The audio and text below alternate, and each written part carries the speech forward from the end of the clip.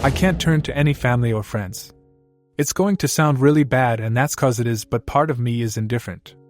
I may just be numb. I'm pregnant, my due date is literally today. I was laid off a month ago, so essentially I have to find a new job when I'm ready to work again, and who knows what we'll do with childcare. My husband took on a new job that requires traveling to new locations for months at a time in preparation, since it allows us to be a single-income family. He used to be military, so we are used to having some time apart, and he's within driving distance for when I go into labor. Backstory: when he was getting out of military 2 years ago, I moved to where we were settling a month and a half before him to start new job so we would have level footing. I made friends with my seatmate on the plane, and since I didn't know anyone in the area, we made plans to meet up. I messed up and let him come to our house. This was against our normal relationship boundaries, but I didn't really think about it at the moment 'cause we had no furniture and wasn't our home yet.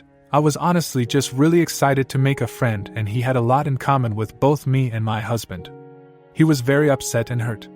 The fact I had so much in common with the guy made him feel very insecure. He vented to a friend who convinced him that I must have been planning to be disloyal, if not already, even though I had introduced them on FaceTime. Not sure exactly when, but thinking I had been unfaithful along with general boredom caused him to create a Bumble. He ended up sleeping with someone. He didn't even bother wearing a condom with her. Our new beginning came with a lot of turmoil. I had to piece the whole thing together before he finally admitted his indiscretion. I considered divorce, but essentially I forgave him and our relationship became solid again. With him taking on the new job, even though I'm not working, it was too close to my due date to go with him. I shared my insecurities, and he reassured me that he would be loyal, is happy with me as his wife, and content in our relationship. He came for the weekend after his first week away. Insecurities got the better of me, and I snooped through his phone and found Bumble. I downloaded the app and logged into his profile on my phone. I was going to wait to see how he acted, but confronted him instead. Essentially, he apologized and said it's for ego and boredom. I was upset, but I'm pregnant and didn't want to negatively affect the baby, so I told him I didn't like it but set ground rules. Take down the photo of him with our dog, don't give personal details, conversations stay on app, and don't extend to any other platform or meeting up. Well, second week away, he started chatting with a girl and told her exactly where and what he was doing for work. He also re-added the photo of our dog and asked if she would like to have dinner and show him around so he can figure out where to buy a house. I confronted him, and the next morning I was no longer logged into his Bumble. Later that day we talked, and he said he deleted the app cause it wasn't worth negatively affecting our relationship. He did ask if I messaged her on the app, which I thought was odd, so not sure what happened there. She might have unmatched him. There were 2 other girls he was talking to but hadn't gotten that far in conversation. I wanted to believe him but knew I couldn't till I had his phone nearby to snoop again. My husband's biggest flaw is that he will fib and try to lie his way to get out of trouble. He hates when people are angry at him due to child abuse and tells half-truths if he thinks it will help the situation. He has some mental health issues the military caused, and I think the stress of being completely financially responsible for our family and a new baby are getting to him. I, in theory, wouldn't mind if occasional meaningless straying happened if it was a mutual decision, within set ground rules, and he was forthcoming, but that's not the case, and especially not okay while I'm growing his son. He has been the one who is adamant that monogamy is essential. Realistically, it seems like he wants me to only be with him while he does what he wants. Well, he came home this weekend and I took the opportunity. I re-downloaded the app and got the text code to log in. This man made a whole new profile. He is lying about his name and decided to go with a family name we were planning on having be our son's middle name. At this point, I don't even feel like confronting him. I want to see if he will meet up with anyone. I want to test if it's really just boredom and ego.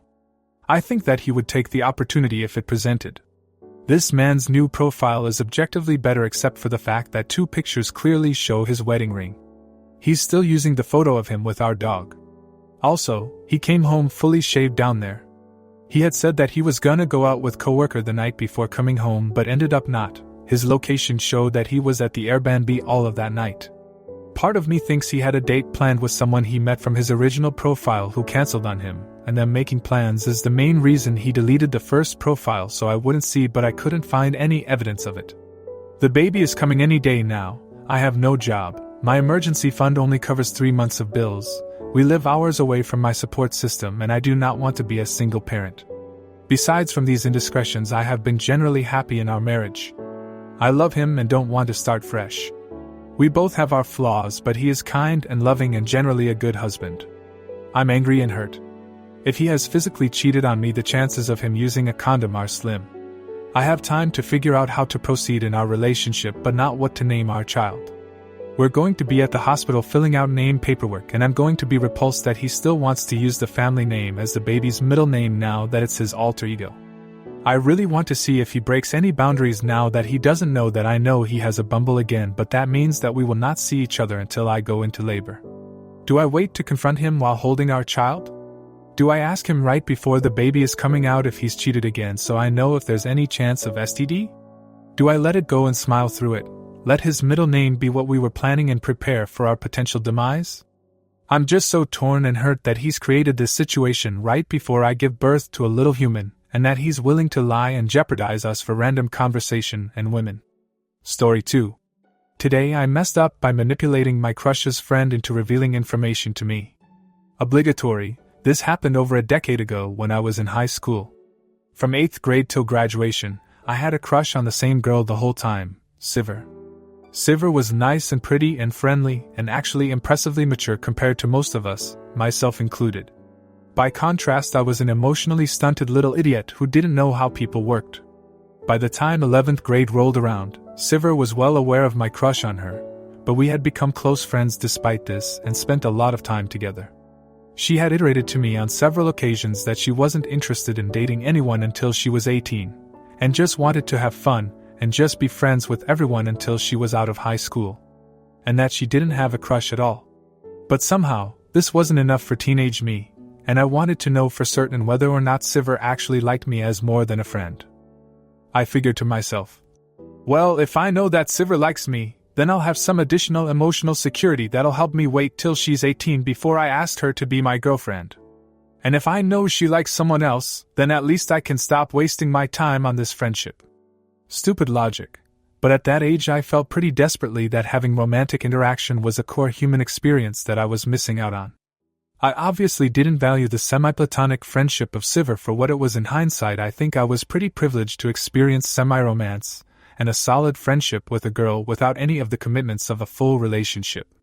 Sivir wasn't a popular girl by any stretch, but she had a small friend group in the class which was shared by about 4 other, unpopular, girls. I was on good terms with most of them, and they were also aware of my crush on Sivir, which gave me a pass to be more casual around them, since they never had to second-guess whether my attentions were aimed at them. One of them, Neela, was Sivir's best friend. Neela was shy and not very talkative, the quiet girl in the group. Teenage me thought that Neela would be the perfect, weak point, to try to get the information I wanted to know. So I emailed Neela, remember, this was a decade ago, kids didn't have phones, and told her that my best friend, Tom, had told me something shocking about her that she should know. Right away, Neela assumed it was that Tom had a crush on her and tried to tell me that she didn't like Tom and that was that. But I decided to double down and said, no, it's a lot worse than that, and you would be shocked and scared. And I'll tell you what Tom said about you, if you tell me who Sivir likes. Neela tried to obfuscate and tell me that Sivir didn't like anyone, but I, over the course of several emails, convinced her to ask Sivir who she likes without telling her that I put her up to this. Neela did end up asking Sivir who she liked, but since she wasn't as reprehensible as me, she couldn't lie to her friend and told Sivir everything I had said and done to try get this information. Sivir was really upset that I had done this and gave me the same response as before. I don't like anyone. She was also justifiably pissed that I turned to such manipulation to pressure Neela like that. She called me out on it in an email and said, I bet Tom didn't say anything at all. Ultimately, thanks to Sivir's maturity, she realized I was just being an insecure teenager, and she forgave me pretty quickly and we continue to be friends to this day. But Neela hated my guts for the rest of high school, and I don't blame her. After this, the whole group of girls, other than Sivir, regarded me with guarded suspicion because presumably Neela told them what I had done. I recall when this happened how badly I felt I had fucked up. It's wild how skewed life is to the mind of a teenager.